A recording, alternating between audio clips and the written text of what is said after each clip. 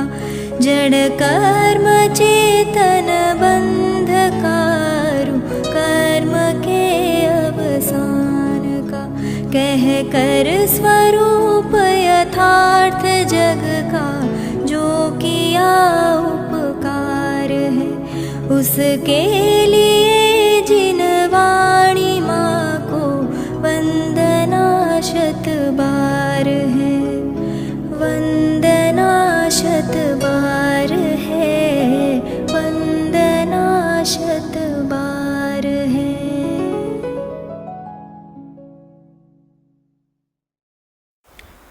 आत्म बने परमात्मा हो शांति सारे देश में है देश ना सर्वोदय महावीर के संदेश में महावीर के संदेश में। रात्रिना स्वाध्यायમાં અહોભાવ નામનો ગ્રંથ પૂજ્ય ગુરુદેવ શ્રીના નિર્ગ્રંથ મુનિરાજોના અંતરંગ અને બહિરંગ જીવન અંગે પ્રસંગાનુરૂપ એમના શ્રીમુખેથી નીકળેલા અપૂર્વ ઉદ્ગારોનો સંકલન છે. અહોભાવ ગ્રંથનું નામ છે. 1008 બોલ છે. એમાં જુદા જુદા પંચકલ્યાણક વગેરેના પ્રસંગોમાં અને જુદા જુદા ગ્રંથોના વ્યાખ્યાનોમાં પ્રવચનોમાં દૈનિક સ્વાધ્યાયમાં અવારનવાર એમના જે અપૂર્વ ઉદ્ગારો અહોભાવો દિગંબરોના પંડિતોએ તો ગજબ કામ કર્યું જ છે. દિગંબરોના મુનિ ભગવંતોએ ધર્મ સ્તંભને આરોપ્યા છે, રોપ્યા છે.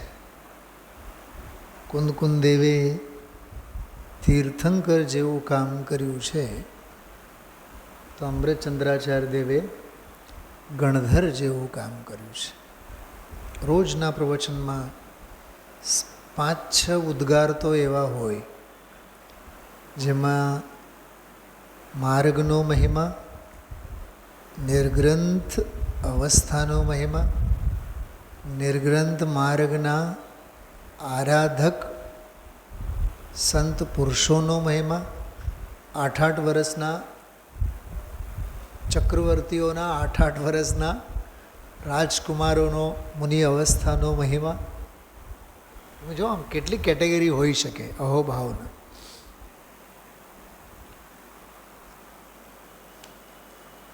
મેં તો ઘણીવાર કમસે કમ 50 સ્વાધ્યાયમાં અહોભાવનું ભાવભાષણ સ્વાધ્યાય રૂપે અત્રે કરાયું છે. કિરીટકુમાર 200-250 સ્વાધ્યાય લગભગ થયા છે. લગભગ 1.5 વર્ષ થઈ ગયા આ કૃતિનો આનંદ આપણે લઈ રહ્યા છીએ. બહુ અદ્ભુત સંકલન છે. એકલા આપણે બેઠા હોય 5-50 તો બોલો એમ નેમ નજરની સામેથી એમ નીકળે ને તોય મુનિ જીવન આપણી સામે આબેહૂબ તાદૃશ્ય થઈ જાય.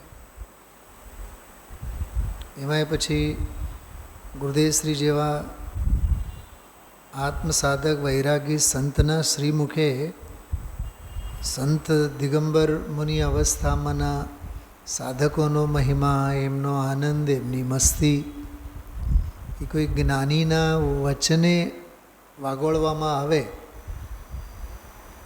અને એ એમનો વાગોળવું શાસ્ત્ર બનીને આપણા હાથમાં આવે તો આપણો અહોભાગ્ય કેવો છે. એક વખત તો મેં એમ કીધું હતું ભાવેશભાઈ, અહોભાવ ગુરુદેવશ્રીનો, અહોભાગ્ય આપણો. પણ અહોભાગ્ય અહોભાવને સાંભળવાનો હોવો જોઈએ. અને અહોભાવ જ્ઞાનીઓનો હોવા છતાં સાંભળવામાં ન મળે, સાંભળવા મળે પણ જે હોંશે હોંશે ન સાંભળે એના અભાગ્યનો મહિમા અમારાથી તો નથી કહી શકાતો. ખ્યાલમાં આવ્યું? અહોભાવ જ્ઞાનીઓના હૃદયમાં સંત સાધકો પ્રત્યેના ભક્તિભાવ, અહોભાવ. અને એ અહોભાવને વાગોળીને એના જેવો આપણું જીવન બને. 31, 32, 33મી ગાથા આપણે સાંભળીએ છીએ. માત્ર સમયસારમાં એ 3 ગાથાઓ છે. જીતેન્દ્રિય જીન 31મી, જીત મોહવાળી 32મી અને ક્ષીણ મોહવાળી 33મી. ઘડિયા હાંકવા માટે વિષય છે કે 29મી ગાથા પૂરી થઈ એટલે 30મી ગાથા પૂરી થઈ એટલે 31, 32, 33 ગાથાઓ આવી ગઈ છે. અને આગળ પછી આપણે 34, 35, 36, 37, 38 બાકીની 5 ગાથાઓ વાંચીને આપણે પહેલો પૂર્વરંગ અધિકાર પૂરો કરવો છે. એવી અપેક્ષાથી 3 ગાથાઓ વાંચવાની. મહિમા આવવો જોઈએ ને એનો. હા, સમજાય છે? તો અહોભાવ, એ ગાથાઓનો અહોભાવ કોઈ બીજા જીતેન્દ્રિય જીનની વાત નથી. મારી જે આત્મ સાધના એનો પહેલો તબક્કો એ જીતેન્દ્રિય જીન. પ્રબલ પુરુષાર્થવાળો ઉપશમ સાધકનો પ્રચુર પુરુષાર્થ એ જીતમોહ જીન. એ મારી જ આત્માની, મારી જ સાધક દશા છે, કોકની નહીં. સવારના સ્વાધ્યાયમાં પરમ દિવસે આપણે કીધું હતું, કોક જીતેન્દ્રિય જીન અને કોક જીતમોહ જીન અને કોક ક્ષીણ મોહ જીન એ પ્રથમાન યોગ છે. હું જ જીતેન્દ્રિય જીન, હું જ જીતમોહ, હું જ ક્ષીણ મોહ એ દ્રવ્યાન યોગ છે. ધર્મમાં કોકની વાત ન હોય, મારી પોતાની વાત. કીધું કે નહીં, હમણાં પાઠ આપણે લીધું, શાંત રહો, શાંત રહો, શાંત રહો, સમતા રસ કા પાન કરો. ધર્મનો એટલો જ ઉપદેશ છે. આંબા ઉગાડવાની જરૂર નથી. શું કીધું? આંબા ઉગાડવાની જરૂર નથી. બાગ બગીચો આંબાવાડી બનાવવાની જરૂર નથી. જમીન ખરીદવાની જરૂર નથી. ખેત ખેડવાની જરૂર નથી. આંબા વાવવાની જરૂર નથી. લચી પડેલા આંબાને કેવી રીતે પાકું, એને સમજાય છે, પાકી કાઢવો કે પાકી થાય કેરી, એના માટે કોઈ ટેન્શન, ચિંતા લેવા જેવું નથી. રસ કેવી રીતે બને એના માટે ટેન્શન લેવા જેવું નથી. આ અધ્યાત્મનો રસ તૈયાર જ છે. એ સમતા રસ કા પાન કરો. એ અહોભાગ્ય. પણ એ ભાગ્યનો મહિમા આવે તો ને. એરપોર્ટ ઉપર 7 વાગ્યાની ફ્લાઇટ હોય, કેટલા વાગે પહોંચવાનું? 4 વાગે, સવારે 4 વાગે.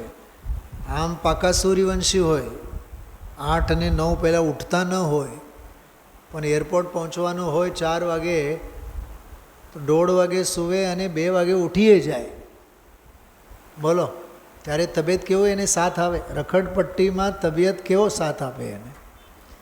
સ્વાધ્યાયમાં નહીં આપે. 45 મિનિટનો સ્વાધ્યાય હોય તો 10-20 મિનિટ તો એનો કેટલી, જેને કહીને કે આપણે કેટલું પ્રમાદ. હમણાં મેં 4-5 દિવસ પહેલાં મેં વાત કરી હતી. ગુરુદેવશ્રીની ઓલી ધન્ય સભા હતી. ગુરુદેવશ્રી સભામાં આવીને બેસતા એના પહેલાં તો સ્વાધ્યાય ભવન ભરાઈ જતું, જગ્યા ન મળે. જગ્યા મળે જ નહીં. ગુરુદેવશ્રી સ્વાધ્યાય ભવનમાં પાછળના બારણેથી આમ ચડી, પાછળ જે પગથિયા કર્યા છે એ ગુરુદેવશ્રીની એન્ટ્રી માટે જ કર્યા છે. જો કે એ તો ત્યાં જ અંદરમાં વિશ્રામ ગૃહમાં રહેતા ને સ્વાધ્યાય ભવનમાં ઓરડીમાંથી આવીને સીધા બેસી જતા. આજની તારીખમાં પણ એમ જ છે. સોનગઢમાં ગુરુદેવનું પ્રવચન હોય એટલે હોલ ખચાખચ ભરેલો જ હોય. 365 દિવસ આપણને ખબર નથી, પણ ઉત્સવમાં વગેરે તો અંદર બધું ભરેલું હોય. 5 મિનિટ 10 મિનિટ પછી વ્યાખ્યાન શરૂ થાય, પણ લેટ લતીફો પછી ખુરશીવાળા હોય બધા, એ પછી પાછળ હોય, ઝાડવા નીચે ઝરોકાની નીચે પાછળ બેસી પવનની લહેરકી માણતા માણતા અનુશાસન. તો એ મહાપુરુષોનો અહોભાવ તો છે. અહોભાવ એટલે મહાપુરુષોની ભક્તિ. મહાપુરુષો દ્વારા, મહાપુરુષો વડે, મહાપુરુષોના મુખેથી સરી પડેલી ભક્તિ એટલે અહોભાવ. ધનજીભાઈ, આપણે તો અહોભાગ્યને ભુનાવીએ તોય આ જ્ઞાનીઓનો અહોભાવ લેખે લાગે. અહોભાવ ભાષણ આપણે ઘણું કરાવ્યા છે.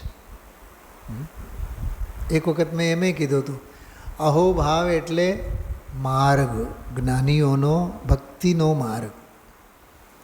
અહોભાગ્ય એટલે એ ભક્તિના માર્ગે ચાલવાનો પુરુષાર્થ. સમજાય છે? તો આમાં ચલતે ફિરતે સિદ્ધ પ્રભુના નામે 164થી આપણે 171 સુધીના બોલો લીધેલા, વાંચેલા બધા. પણ અનુસંધાન માટે આપણે થોડોક હું વાંચું છું. આપણો આ વિષય ચાલે છે હમણાં.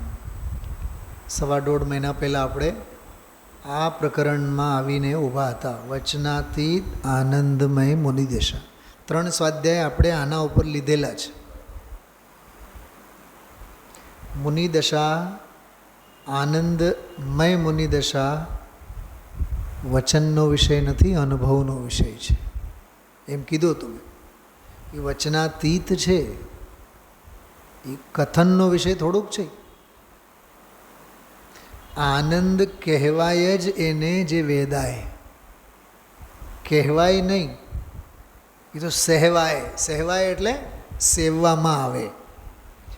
સેવવામાં આવે તે આનંદ, કહેવામાં આવે તે આનંદ નહીં, એ આનંદની વાર્તા. પકડાય છે વાત? 3 સ્વાધ્યાય આપણે લીધેલા છે એના ઉપર. આનંદ અનુભવ ગોચર હોય, વચન અગોચર હોય, વાણી વિલાસથી પાર હોય. આનંદ ચૈતન્ય વિલાસનું નામ છે, વાણી વિલાસનું નામ નથી. વાણી વિલાસનું નામ વ્યાખ્યાન છે. વાણી વિલાસનું નામ વ્યાખ્યાન, અનુભવ નહીં. અનુભવમાં વાણી ન હોય, એનો વિલાસ ન હોય. ખ્યાલમાં આવે છે? હા. તો એના પહેલાંનો આ પ્રકરણ છે. તો એક 5-10 મિનિટમાં આપણે આ બોલો થોડુંક વાગોળીએ. બધાએ લાભ લીધેલા છીએ આપણે. जिस समय भगवान का साक्षात दीक्षा कल्याणक होता होगा उस समय कैसा लगता होगा. उन्होंने जिस समय दीक्षा ली होगी उस समय की दशा की क्या बात करना. धन्य वह मुनि दशा. આપણે કલ્યાણકોને એંગલથી આની વાત કરી હતી. આખું ગામ ગર્ભ અને જન્મમાં ઉમટી પડે. જ્ઞાન કલ્યાણકના દિવસે તો ઘર ભેગા થઈ જાય. હવે તો તીર્થંકરે દીક્ષા લઈ લીધી, હવે તો હું રહેવાનું. તમે જોજો, દીક્ષા કલ્યાણક પછી ભીડ ઓછી થતી જાય.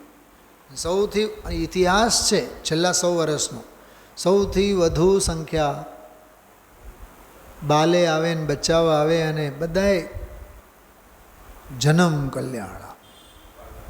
કેમ કે રાગ રંગ આમોદ પ્રમોદ ખાણી પીણી. સાચું બતાવો, આનંદનો દિવસ જન્મ કલ્યાણકનો દિવસ કે અતિ આનંદનો દિવસ જ્ઞાન કલ્યાણકનો દિવસ કે મહા અને પૂર્ણ આનંદનો દિવસ મોક્ષ કલ્યાણકનો દિવસ. દુનિયા શેમાં માને છે બતાવો? બસ જન્મ કલ્યાણક, બસ. એટલે એને તો નવા નવા કપડાં પહેરી પારના બારના ઝૂલવાનો રંગબેરંગી ચકમક ચકમક બધું હોય તે દિવસે. પછી અને સૌથી વધારે મોંઘામાં મોંઘું મેનુ જન્મ કલ્યાણકના દિવસે હોય. વ્યવસ્થાપકોના મગજમાં પણ સૌથી વધારે પ્લાનિંગ જન્મ કલ્યાણકના દિવસનું હોય. 25 મીઠાઈ, 10-20 નમકીન. ભાવેશભાઈ, તો ધર્મ ટકે તો આવા ભોગીઓની વચ્ચે ધર્મ ટકે ક્યાંથી? આયોજકો એવા અને આમંત્રિતો પણ એમને પણ અપેક્ષા એની જ, ભોગોની. દીક્ષા કલ્યાણકના દિવસે વગેરે તો પછી થોડું ઘણું પણ સમજણ ધરાવતા હોય એવા જીવો તો તે દિવસે એકાસન કરે, ઉપવાસ કરે, નાસ્તો તો કરે જ નહીં. કેમ કે મુનિરાજને આહાર દાન જ્યાં સુધી નહીં થાય કેવળ જ્ઞાનના દિવસે સવારે, ત્યાં સુધી મોઢામાં પાણી નહીં નાખે. આજે તો મુનિરાજ દીક્ષા લેવાના છીએ, દીક્ષા લીધા બાદ જ અમે લોકો આહાર લેશું. તો સેંકડો જીવોને એ ખબર ન હોય. દીક્ષા કલ્યાણકના દિવસે જાત જાતના નિયમોના સંસ્કારો પોતાનામાં નાખવા જોઈએ. કોક પાસેથી લેવાની જરૂર નથી. સાક્ષાત તીર્થંકરનો જીવ દીક્ષા લેવાનો છે. કરો મનમાં એને સાક્ષી. પણ આને દરેક બાબતમાં પ્રદર્શન જોઈએ, જાહેરાત જોઈએ. એટલે મેં પ્રતિજ્ઞા લીધી, ગામને ખબર તો પડવી જોઈએ ને. આવું હોય છે દીક્ષા કલ્યાણકનો દિવસ, એનો મહિમા એવો હોય છે. વગર કહે વગર પૂછે સહેજે સંયમ અને નિયમ અંગીકાર કરવાનો એ દિવસ છે. એટલે આમાં કીધું, जिस समय भगवान का साक्षात दीक्षा कल्याण, साक्षात पंचम कालना परोक्ष नहीं, चौथा कालना बधा साक्षात हकीकतना साक्षात तीर्थंकरो विराजमान होय त्यारना दीक्षा कल्याणको केवा थता हसे. एमनी दशानुं शुं कहेवुं? धन्यवह मुनि दशा. धन्यवह मुनि दशा એ તીર્થંકરોના દીક્ષા કલ્યાણકોના સંદર્ભમાં નીકળેલો ઉદ્ગાર છે. આવે છે મગજમાં? આપણે આ વાત મગજમાં આવે છે? પૂછું છું. ધન્ય મુનિ દશા એટલું સાંભળ્યું. એ કોકે પૂછ્યું કે લખો, એનો સંદર્ભ લખો. ગુરુદેવશ્રીએ કયા પ્રસંગે એ વાક્ય બોલ્યા હશે એનો રેફરન્સ બતાવો, સંદર્ભ બતાવો. શાસ્ત્રોના નામની વાત નહીં, પ્રસંગ. તો મગજમાં આવવું જોઈએ ને કે દીક્ષા કલ્યાણકના સંદર્ભમાં બોલ્યા હશે. અને એ તીર્થંકરોના દીક્ષાના સંદર્ભમાં, જેમની સાથે સેંકડો હજારો લાખો જીવો દીક્ષિત થાય. બીજો બોલ, साधक जीव मुनिपने की भावना भाता है. जो साधक जीव, दरेक साधक जीव गृहस्थ होय, पंचम गुण स्थानवर्ती गृहस्थ होय, अव्रती चतुर्थ गुण स्थानवर्ती गृहस्थ होय, संयमी होय के असंयमी. असंयमी चौथा वाळो, संयमी પાંચમા વાળો. પણ સંયમી પાંચમા વાળો એ પૂર્ણ સંયમ માટે, એટલે મુનિપના માટે. ચોથા વાળો તો મુનિપના માટે ઝંકે જ છે. સંત સાધુ બન કે વિચરું વહ ઘડી કબ આएगी. હોવો જ જોઈએ. ઘણીવાર આપણે અહીંથી કહેવાય છે, શ્રાવકપણું શ્વસે તે, જેની શ્વાસે શ્વાસે શ્રમણપણું શ્વસે એને શ્રાવક કહેવાય. શ્રમણત્વને શ્વસે તે શ્રાવક. નોકર એને કહેવાય, શું કીધું? કમ્પાઉન્ડર એને કહેવાય જેને ડૉક્ટરના સપના આવતા હોય. નોકરને એને કહેવાય, નોકર એને કહેવાય જેને શેઠના સપના આવે. રણજી મેચોમાં ક્રિકેટ રમનાર, આઈપીએલમાં ક્રિકેટ રમનાર એને જ ખેલાડી કહેવાય જેને ઇન્ટરનેશનલ ટીમમાં રમવાના સપના આવે. કિરીટભાઈ, એને કંઈ રણજી રમીને આઈપીએલ રમીને ઘર ભેગા થવામાં સંતોષ નથી. આઈપીએલમાં તો કરોડપતિ થશો, પણ ઇન્ટરનેશનલમાં જાશું ત્યારે કરોડોપતિ જશો. આઈપીએલમાં રમીએ છીએ ત્યાં સુધી તો નમો અરહંતાણમ, પછી ઇન્ટરનેશનલ લેવલમાં જાશું ત્યારે નમો સિદ્ધાણમ. કંઈક સમજાણું? ધનજીભાઈ, તમને ખ્યાલમાં આવ્યું? કોઈક વાર ક્રિકેટ જુઓ એટલે ખ્યાલમાં આવી જાય. સમજાય છે? હા.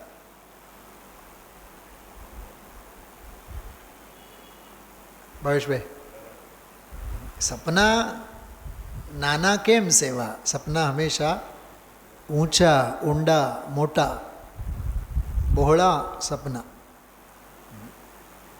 વી have to dreams. Abdul Kalam સાહેબ કહે છે આપણે સપના સેવવા જોઈએ, but we have to dreams big dreams. હંમેશા ઊંચા સપના સેવો. સાધુ બનવાના સપના સેવા કે સિદ્ધ બનવાના સપના સેવા? બોલો. નમો સિદ્ધાણમના સપના સેવા કે નમો શુદ્ધાણમના સપના સેવા? બોલો. હે? નમો શુદ્ધાણમ કે નમઃ સમય સારાય. શુદ્ધાત્માના સપના ને તું શુદ્ધાત્માના સપના સેવતો થા. સિદ્ધાત્મા તો તું થવાનો જ છે, અને સિદ્ધ સ્વરૂપે તો છો જ. કાચું માલ છે, ઘડવાની વાર છે. હાથમાં તો સમય સાર જ છે. તો સાધક જીવ, હવે સાધક જીવ એટલે કોણ? સંયમી. પંચમ ગુણસ્થાનવાળાને પણ મુનિ થવાના સપના, અને ચોથાવાળાને અસંયમીને પણ મુનિ થવાના સપના. બરાબર? અચ્છા, મુનિરાજોને શેના સપના? વંદિતો સર્વસિદ્ધ. એમણે સિદ્ધોના સપના આવે, અને શ્રાવકોને સાધુઓના સપના આવે. ક્રમ છે ને. आहा मेरा गायक प्रभु पूर्णानंद का नाथ हैं, उसके आनंद को लूटने के लिए. ये હમણાં બોલ્યા હતા જો ગુરુદેવ શ્રી ઓલા રાજકુમારોનો દાખલો આપીને કીધું હમણાં 2 દિવસ પહેલાંના પ્રવચનમાં. અમે અંતરમાં પૂર્ણ આનંદના શોધ માટે જઈએ છીએ. સૂત્ર પાઉડની ગાથા નહોતી કીધી પરમ દિવસે જ. સુતથમ અગણથમ, સૂત્રાર્થના શોધન માટે, સૂત્રના અર્થના શોધન માટે.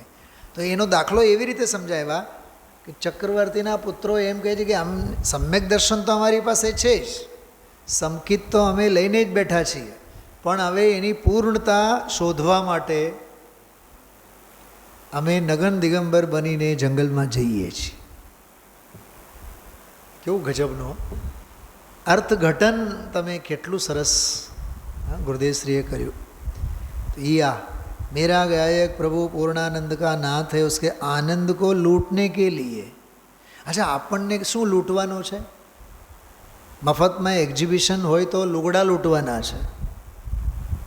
હા, મફતિયાપરામાં જમીન મળતી હોય તો જમીન લૂંટવાની છે. મફતિયાપરામાં સરકારીવાળા ઓલા સસ્તા મકાનો મળતા હોય તો એ લૂંટવા છે. અહીંયા કહે છે આનંદને લૂંટો. લૂંટવું કંઈક કામ સારું થોડુંક છે. લૂંટમાર શેના માટે પ્રસિદ્ધ છે? લૂંટમાર તો ચોરી માટે જ પ્રસિદ્ધ છે ને. ધન, વૈભવ, પૈસા, જમીન, જાયદાદ, એના લૂંટપાટમાં જ આ જીવ પડેલો છે. એટલે ગુરુદેવશ્રી એક પ્રવચનમાં કીધું ધંધાખોર,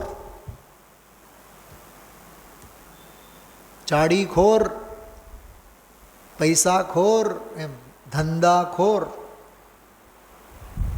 ધંધા સિવાય કંઈ નહીં સૂજ્યા, વેપાર સિવાય કંઈ, એટલે માત્ર અર્થ પુરુષાર્થ. જય ધવલાની ભાષામાં એ અર્થ પુરુષાર્થ એટલે અનર્થ પુરુષાર્થ. હાય પૈસો, હાય પૈસો, હાય પૈસો, એની પાછળ છે જીવ. પૈસા માટે તો આ મરેલો મળદો હોય તો એ ઊભું થઈ જાય એકવાર, એવા ઘાટ છે. તો લૂંટવા જેવો તો આનંદ છે. અનુભવને કે લીએ મેં તો જાતા હું. જો આ ચક્રવર્તીઓની, રાજકુમારોની ભાષા. હા હા હા, મુનિપના તો એસા હે ભાઈ. અદ્રવ્ય દૃષ્ટિ જનેશ્વર, એમાં બહુ સરસ મજાના બોલો છે ગુરુદેવશ્રીના. जिसने मिथ्यात्व का नाश किया और तदुपरांत राग देश का भी नाश करके मुनि दशा प्रकट की, ऐसे जो जैन, उनकी बाह्य मुद्रा भी निर्ग्रंथ दिगंबर होती है. इसका नाम जैन दर्शन है. जो આ આચાર્ય કુંદકુંદ દેવના અષ્ટપાહુડના પ્રવચનમાંથી છે. મને તો આ બોલમાં સમયસારની 31મી અને 32મી ગાથા દેખાણી. કાઢું એમાંથી, ક્યાં દેખાણી સમજીભાઈ? દેખાણી તમને જો બતાવું. जिसने मिथ्यात्व का नाश किया, तो દ્રવ્યેન્દ્રિયોને જીત્યા, ભાવેન્દ્રિયનો જીત્યા, જ્ઞેય જ્ઞાયક અનાદિકાળના શંકર દોષને જીતી, ઇન્દ્રિયના વિષયોને જીતી સમ્યક્ત્વી બન્યા. તો એ પહેલો કોણ? जिसने मिथ्यात्व का नाश किया. હવે તદુપરાંત એના પછી ચારિત્રના દોષ છે ને, હજી શુભ ભાવના, વ્રતના, સંયમના બધા ભૂમિકા પ્રમાણે મુનિરાજને રાગ અને દ્વેષના, કષાય ક્લેશના પરિણામ છે કે નહીં, ભૂમિકા પ્રમાણે એને પણ જીત્યા. તો જીત મોહ જીન 32મી ગાથા દેખાણી. હવે આટલું કીધા બાદ પણ ન દેખાય તો મારી પાસે કોઈ ચશ્મા નથી, હું તમને એમાંથી કાઢીને બતાવું. જનાગમનો એક વાક્ય વાંચો, બીજા 5-25 અનુસંધાનો આપણને મળતા મેળવતા આવડવા જોઈએ, ટાંગા મેળ કરતા આવડવા જોઈએ. जिसने मिथ्यात्व का नाश किया, जो એટલામાં જ આવી ગયો. દ્રવ્યેન્દ્રિય, ભાવેન્દ્રિયના વિષયો અનાદિ બંધના વશે, કર્મનો કર્મને લીધે, જે શરીરના બાહ્ય ચિહ્નો દ્રવ્યેન્દ્રિયો, જે ખંડ ખંડરૂપ ભાવેન્દ્રિયો અને જે બહારના વિષયો, એમના પ્રત્યે મોહ રાગ દ્વેષ ભાવે, ક્રોધમાન માયા લોભ ભાવે, મન વચન કાયાથી 11 સૂત્રો 16 સૂત્રો જોડાયેલો છે. જેસેના આચાર્ય દેવ તો કહે છે અસંખ્યાત લોક પ્રમાણ વિભાવ ભાવોની ઓથે જોડાયેલો છે.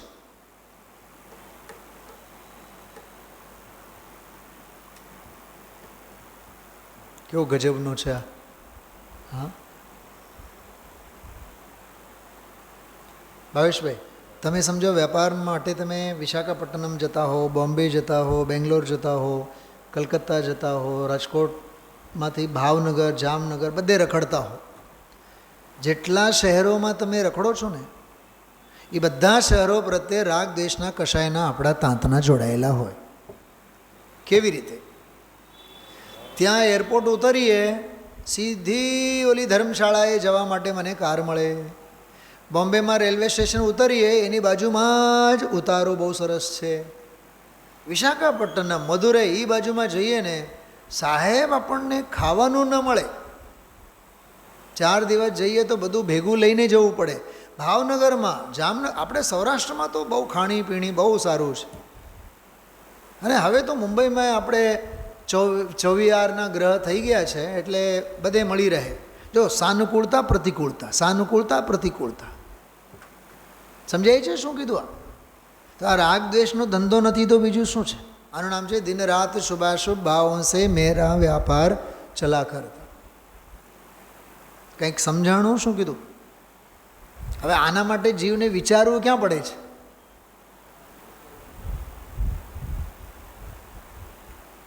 આખી દુનિયામાં રખડીને રાજકોટ આવ્યો, હાશ આપણે આપણા ગામે આવ્યા, આપણા રાજકોટ આપણું રે કહેવાય, એના જેવો એકે નહીં. બોલો, એને કોઈએ રાગ કરવા માટે શીખવાડવું પડ્યું? વગર શીખવાડે કશાયના ખેલ જીવ ખેલે છે. વીતરાગતાના સંસ્કારો એને આપવા પડે, કશાયના સંસ્કારો શીખવાડવાની જરૂર નથી. એટલે મિથ્યાત્વનો નાશ કર્યો, જીતેન્દ્રિય જીન બન્યો, અને રાગ દ્વેષ આદિકને પણ નાશ કરવા માટે મુનિદશા પ્રગટ કરી. તો જીત મોહ જીન, પછી અપ્રતિહત પુરુષાર્થ ઉપાડે. પ્રબલ પુરુષાર્થ શબ્દ આવ્યો. પ્રબલ પુરુષાર્થ ઉપાડીને સાધનાના માર્ગે આગળ વધે. ઉનકી બાહ્ય મુદ્રા વિનિર્ગ્રંથ દિગંબર હોતી હૈ. આમાં તો ઘણી ચર્ચા મેં કરી હતી. અંતરંગ મુદ્રા દિગંબર, બાહ્ય મુદ્રા દિગંબર. બાહ્યમાં વસ્ત્ર નથી એ બાહ્ય મુદ્રા દિગંબર, અંતરંગમાં રાગ દ્વેષ નથી એ અંતરંગ મુદ્રા દિગંબર. मुनिराज सहज रूप से दिगंबर दशा वाले होते हैं, पर्वत और गुफाओं में आनंद करते हैं. આ તો બાહ્ય દશાની જ વાત છે. વન જંગલ આદિકની બધી ચર્ચા છે. ટૂંકમાં બાહ્ય એમની જે બાહ્ય નિવાસ કહો, વાસ जिनका वन उपवन में गिरी शिखर के નદી તટે, એની વાત છે.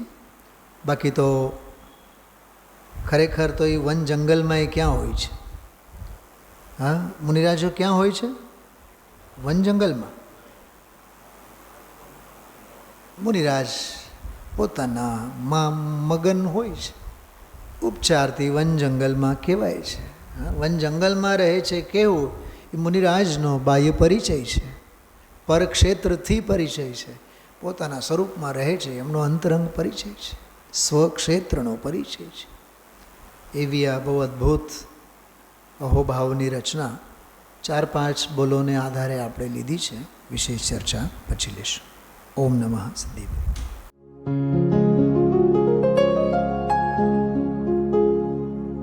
निज निधि निज में बताए यह अनंत उपकार है, उसके लिए जिन वाणी माँ को वंदना शत बार है, वंदना शत बार है, वंदना शत बार है.